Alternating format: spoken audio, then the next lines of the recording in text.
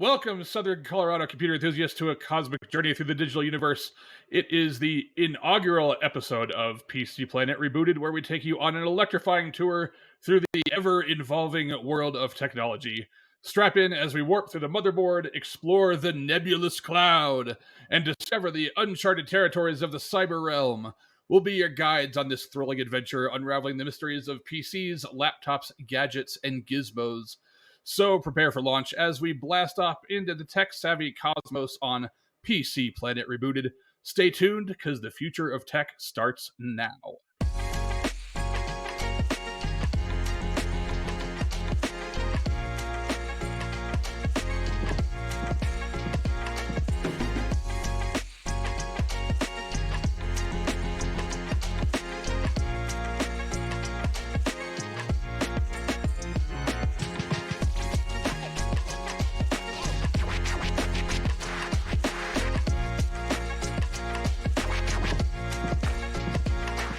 Welcome back to PC Planet Rebooted, everybody. I am your host, Drew. With me in the virtual studio tonight is my wonderful co-host, Corey. Hey, how's it going, guys? And with us in the virtual studio tonight is a guest co-host, Leif. What's up? That's me. I'm Leif. He's not a co-host. He's just here. Yeah, I'm kind of just along for the ride. I'll throw some words out there from time to time. Starting off with FSR 3 was released yesterday in two games, Immortals of Avium and Forspoken, which seems an odd choice, seeing as how well that game was received on launch. But it has received a few updates. It's got a DLC. It's got, obviously, FSR 3 now. It's got DLSS. So I was able to compare DLSS with FSR 3, and I got some really interesting results. DLSS 2 quality at 1440p. This is on a Supreme X 3090 with an i7 11700K. DLSS 2 quality at 1440p, I got 95 FPS average, which is pretty reasonable. Not bad. It's a pretty graphically demanding game. Native resolution of 1440p, no frame gen, no nothing. 73 FPS average, just straight rasterized with ray tracing. FSR 3 is where things got really interesting. FSR 3 balanced, which looks like crap. With frame gen off, I got a 99 FPS average. With frame gen on, that jumps all the way up to 170. That's nuts. That's a huge jump in FPS. Keep in mind, this is with everything cranked, including ray tracing. That's pretty cool. FSR 3 quality with frame gen off, we got an average of 89 frames per second, and this is with the in-game benchmark. I'm not using like RTSS or anything fancy like that. So FSR 3 quality with frame gen off, 89 frames per second average, not bad. And FSR 3 quality actually looks pretty good. It's not as good as DLSS quality, but it's pretty good. FSR 3 quality with frame gen on, we jump up to 155 FPS average. That's still a huge jump. I mean, that's 65, 66 frames. That's a huge jump. It's massive. And then the other interesting thing is you can use frame gen at native resolution as well, in which case I got 112 FPS average, which above the native res no frame gen of 73 is crazy. Right? That's huge jumps in those. I mean, that's what it was talking about, was these jumps in the frame rates. But yeah, but you said it didn't look that great in the balanced mode. Yeah, FSR balanced, anything balanced or below just really does not look that good. So I almost wonder if that's going to be more useful for games where, it's not necessarily as graphically intensive, but more like when you've got lots of like particle effects and stuff going on that would normally cause like larger frame rate drops, and it kind of compensates for that. Yeah, I think that's probably a good use case for it. One thing that I also wanted to mention is that the frame generation that AMD is doing, it's not machine learning based.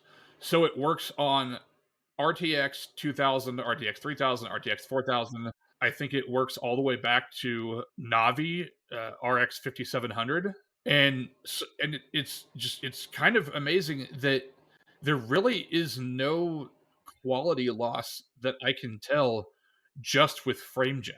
I was reading that it may actually work as far back as like the 500 series for the AMD GPUs. So like on the 580s and 590s, it'll still like actually help improve things. It totally could because it's all done in software. It's not done using special hardware that you have to pay an extra $1,000 for. And it works on the NVIDIA cards, which is super cool. Yeah, it works great on the NVIDIA cards. That's AMD just sticking it to NVIDIA again, like they like to do over the years and haven't really done in a while, honestly. Yeah.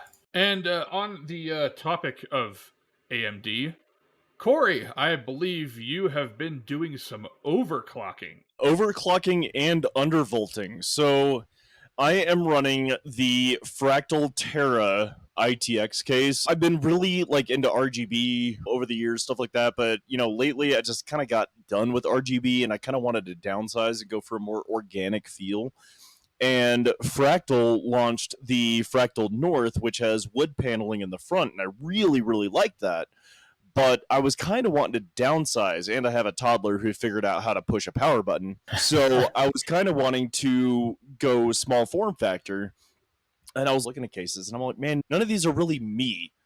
But then Fractal launched the Fractal Terra, which is basically the ITX version of the Fractal North with removable paneling, wood on the front. It looks really good.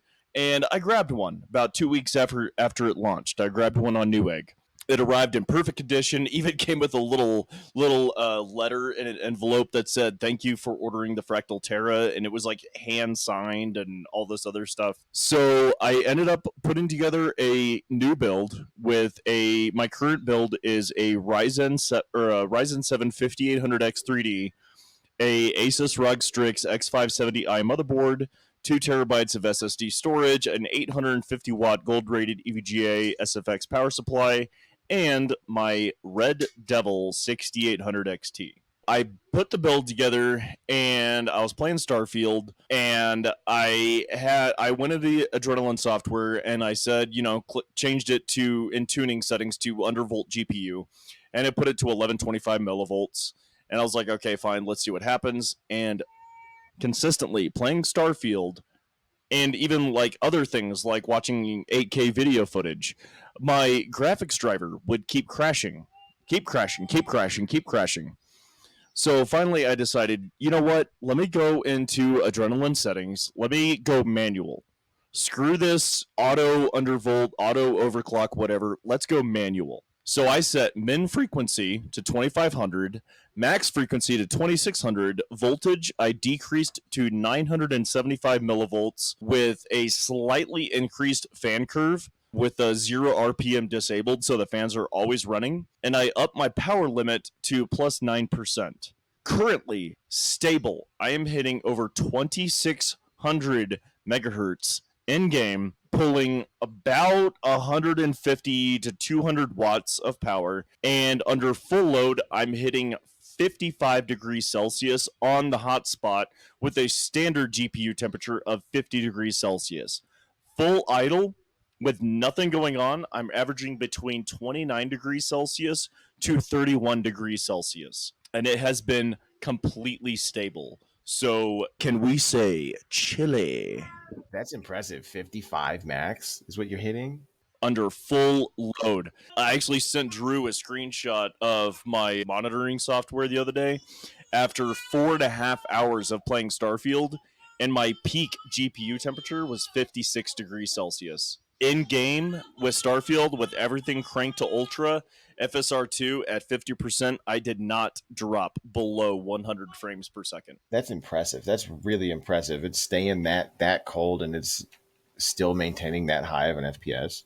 Still pumping out them frames.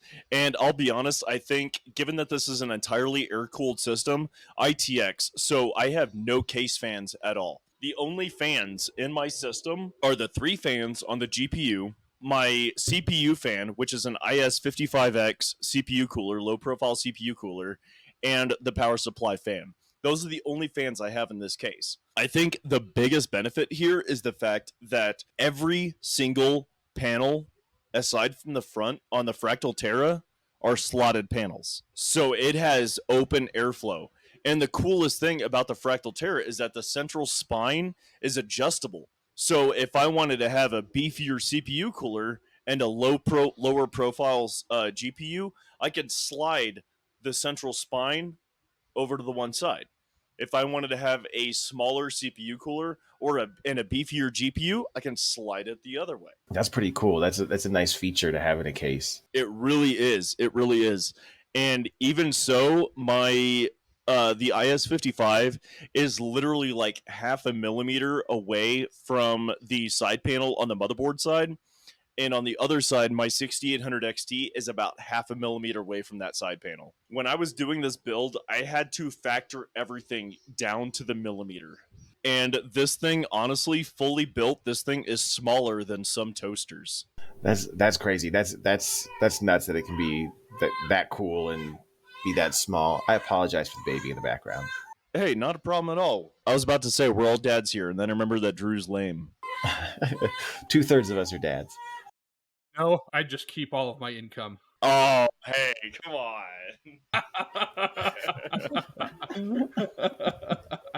No, that's a cool case. I was just looking up that case. That's really nice. It is very nice. It's small, it's sleek, it's organic looking. And yes, that front panel is genuine wood. It is like the Fractal North, it is genuine wood.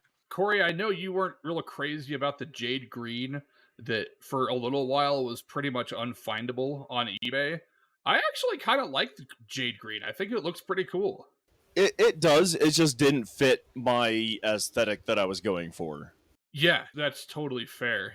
And the front panel is cut from, according to their website, the front panel is cut from FSC certified solid walnut. Wow, actual fancy walnut. To be fair, this case does have a price to match. Yeah, I'm sure. I think they're going for almost like $200 on eBay. Yes, I paid $180 for mine plus shipping.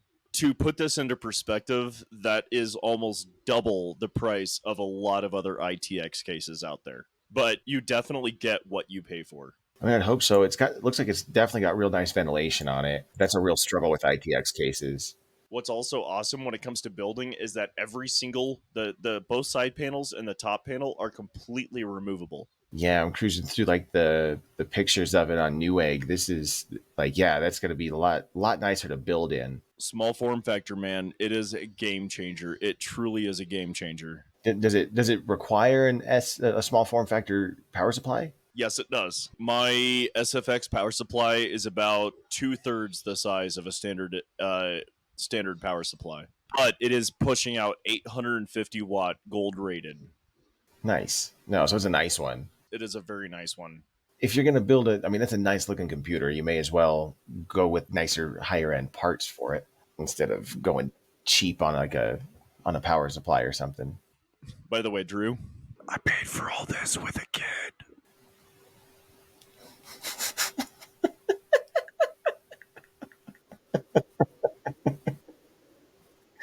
Touche.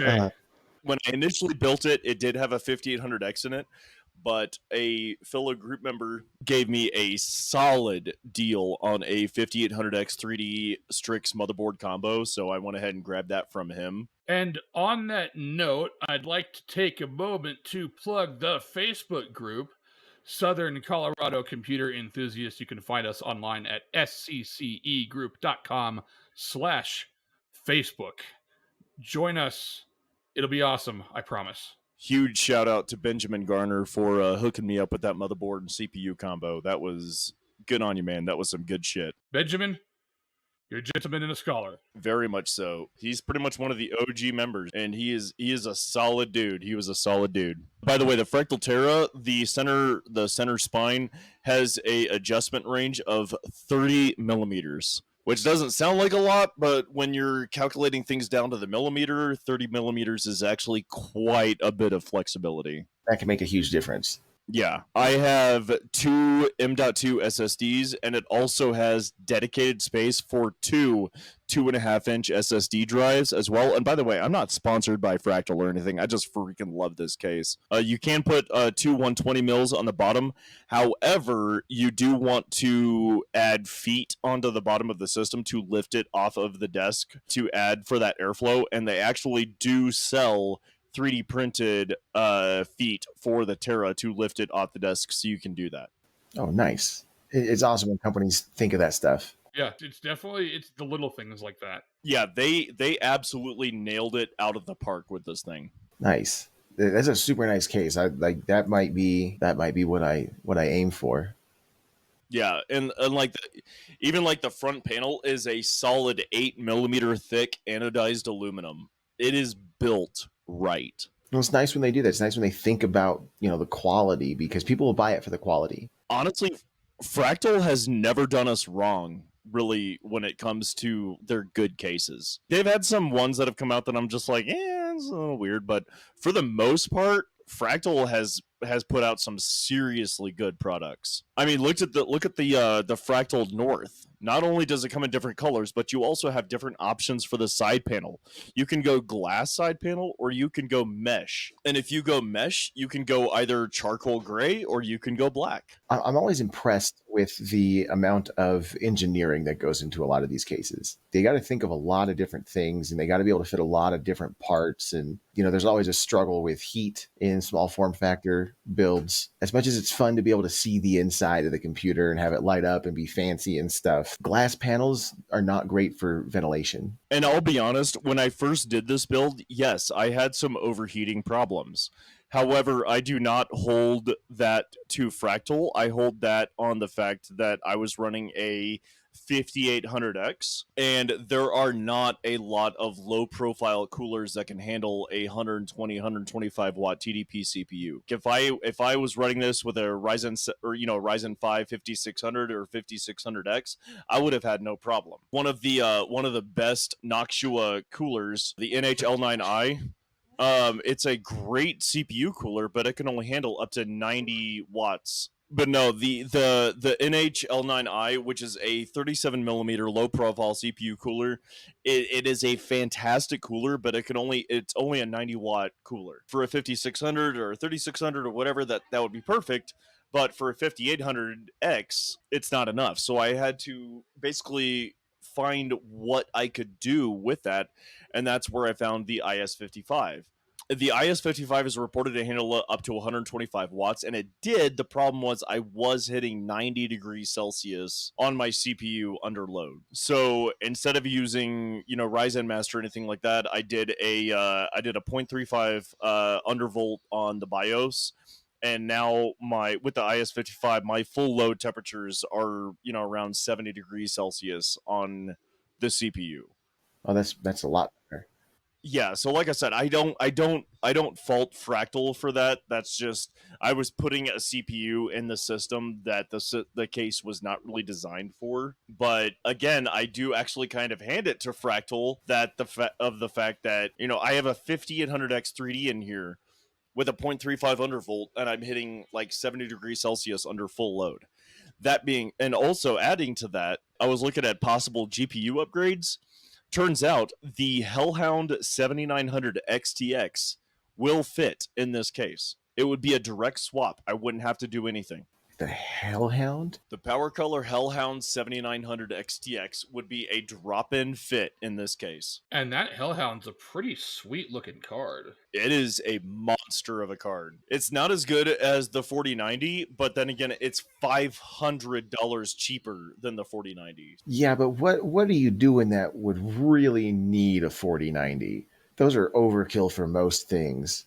As fun as it would be to have one. Yeah, I don't really run any AI stuff, so local AI stuff for sure. I mean, it's definitely not a card that's aimed at the average user. At $1,600, no, certainly not. Newegg has a 7900 XTX for like between 900 to 1,000. Looks like that Hellhound on Amazon is like $950. That's not bad. And the 4090 and the 7900 XTX are both 24 gigabyte cards. I'll save $700 on a graphics card. Yeah, and when you look at like the benchmarks, they're like, oh, this game got 180 FPS, and this game on the 7900 XTX got 130 FPS, and I'm like, that's still 130 FPS for a $600 difference. And at what point do your eyes stop really recognizing a difference in the FPS? I'll be honest, I definitely notice a difference in FPS between my first monitor, which was a 75 hertz, and my second one, which was a 144 hertz, and now I have 165 hertz, and I do notice a difference. However, I did play a little bit on like a 240 hertz monitor, and I couldn't tell a difference. Yeah, I think there's like a point there's like a point where you like visually your eyes don't actually like see the difference, and I think that's about where it is. Like after like 170. Once you start going past 165 hertz, at that point you start hitting like esports territory where they do notice the difference. You know what I mean? They do notice the difference because it's based on their reaction time, and having going from 165 hertz to 240 hertz for the average gamer wouldn't be, okay, we don't really notice the difference. But if you're like a competition esports player, I'm sure they would definitely see the difference. Oh, definitely. Well, and that's going to make a big difference too in like reaction times and like the ability to do things quicker than someone, and those milliseconds that it allows for those reactions, it makes a big difference for those guys. Considering I play games like Starfield, Skyrim, The Room, which is a puzzle game series. Yeah, I play Call of Duty, but I play Call of Duty for fun. Like I play DMZ with my buddy Kyle, and we just play for fun. We're not competition players. Yeah, so the thing about esports is what they also do is they also turn down the graphic settings so that they can crank out all those frames. So they don't really need something like a 4090. They really just need something like a 7900 XTX and then just turn the settings down a bit. And all of a sudden you've got, 400, 500 frames a second in Rocket League, and you can score all those sweet aerial goals. Yeah, exactly. Or like CS:GO, where they play it like they have like they have like a 1080p monitor, and they're playing it like 720p with all of the settings crushed down to low because their only goal, they don't care about how many blades of grass are showing. They don't care about reflections on the windows. All they care about is being able to see the other players. We're going to move on to our next topic, and that's one that's been all over the news recently. Unity, thinking that they are cool for wanting to charge a per install fee to game developers instead of just a percentage, a royalty, a percentage of sales. It sounds to me like they were taking taking a page out of Netflix's book with that, and in a similar fashion to Netflix charging per like user on the account. Oh yeah, right. Like if you have another user that's in a different house, they charge you like an extra $5 or $6 a month or something like that. It's so stupid.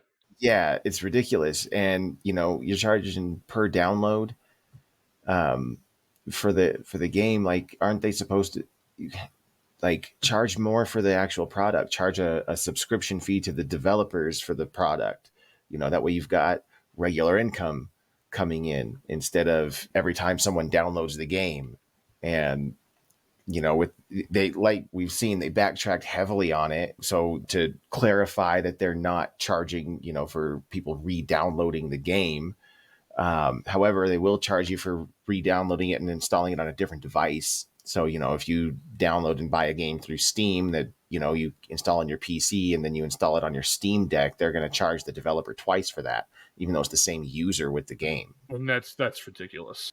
Yeah, that's pretty outrageous to me. Not me talking and realizing my mic was muted. In 2023, 60 million copies of Skyrim were sold. Assuming that is 60 million installs, if it was made with Unity, the devs would have had to pay out $12 million in 2023. That's ridiculous. Yeah, because they're charging what, 20%, like up to 20 cents Per install. per install. Yeah. So the numbers we were looking at, like 200,000. Oh no, sorry, that's 60 million copies since release, not in 2023 alone. That's still a lot. That's still a lot though. That's $12 million. The thing is to keep in mind too is like if you take 20 cents per install just as a flat rate across the board for every single game developer, right? 20 cents per install means a hell of a lot more to the indie game developer that only sells their game for $5-10 Right. than it does to the big AAA developer that sells their game for now $70.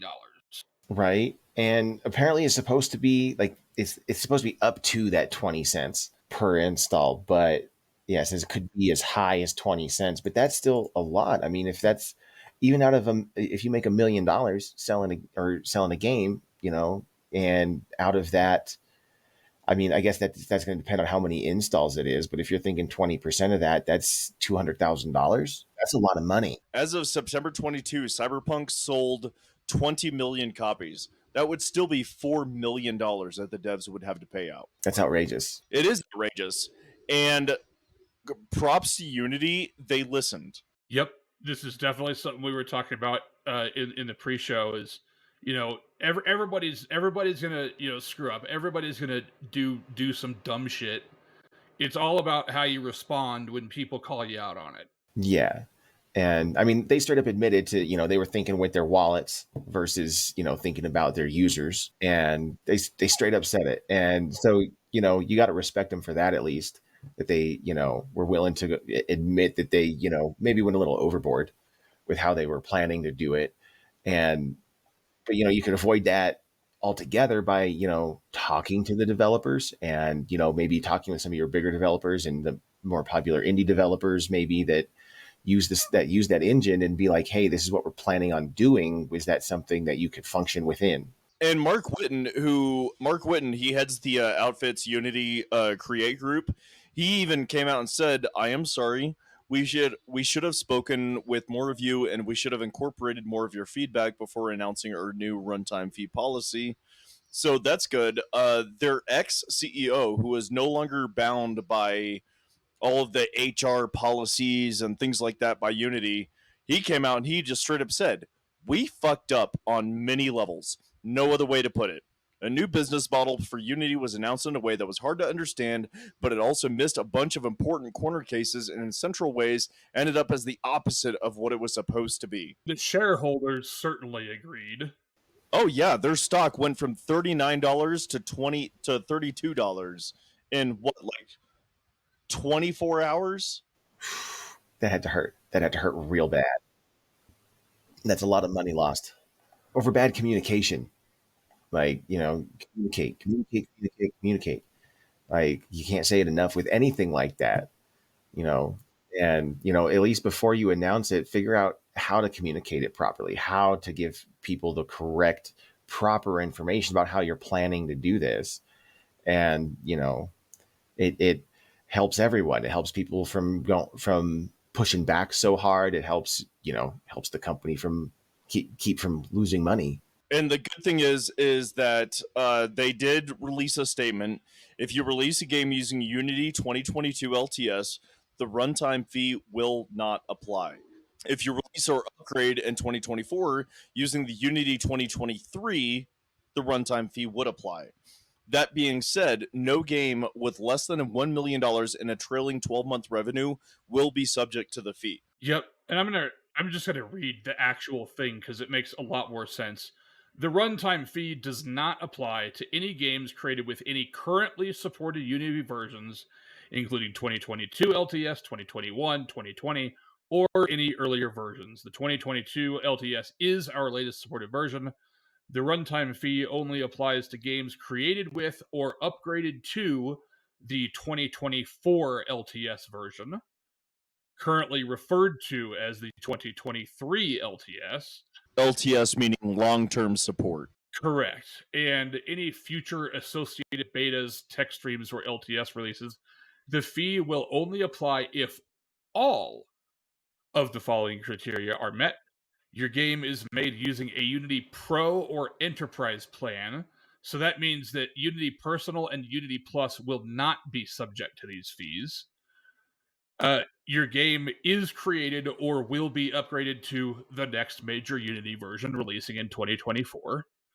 And your game meets both thresholds of $1 million gross revenue in the last 12 months. It's a rolling 12 months basis, and a million lifetime initial engagements. I'm not real clear what initial engagements means, but that's a hell of a lot better than it was. Yeah, I think that means like downloads. That's the downloads we were talking The about. initial download, Initial sure. engagements. So they're saying initial engagements. So to clarify that it's not like, like we were saying, if someone downloads it, uninstalls it for whatever reason, then re-downloads it later, that they're going to get charged again for it, have to pay that fee again. But that's initial engagement per device, then download it on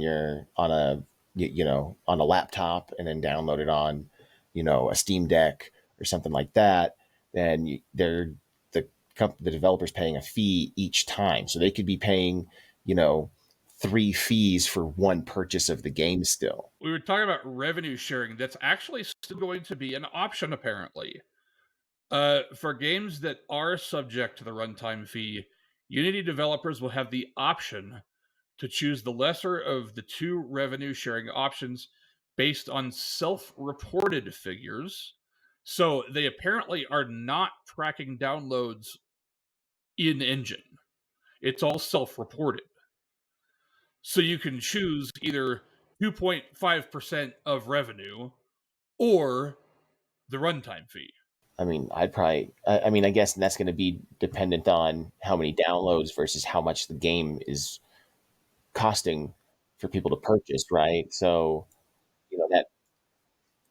that $1 million, could be less than, 2.5% of $1 million could be a lot less than paying 20 cents per download for 1 million downloads. Because that's what, 250,000 or no, 25, no, 2,500, isn't it? It's late. I'm mathing poorly. Take the profits, multiply it by 0.20. So if there were 1 million copies sold times 0.20, that'd be 200,000. Yeah. So if you're selling a game for $1 and you make $1 million on it, you'd probably want to choose off of 1 million downloads, you'd probably choose the 2.5%, because that's only $25,000. Yeah, 25,000. That makes more sense now. Like, that's interesting that they changed it up so much, because it wasn't saying it was 2019. They promised a flat fee and not a royalty fee. So they're kind of going back on what they promised, 4 or 5 years ago. And that's like there's a comment on this article on the Register, and this comment is very apt. I think I completely agree. It says the new terms sound downright reasonable. However, the damaged trust is going to be nigh impossible to repair. Now everyone realizes they can pull a Darth Vader and alter the deal whenever they please. They're going to need to put some verbiage in their new terms to guarantee that they won't pull the rug. A sane dev would make any new terms apply only to the newest version of the software, but that would require making newer versions more desirable, something an EA bean counter can't understand. Oof. I guess that's kind of the point of the fee, though, is to continue to improve on the product versus continue to have the same product, just with paying for support, I guess, in the background. But they and I guess I understand the need to make more money to continue to improve the product.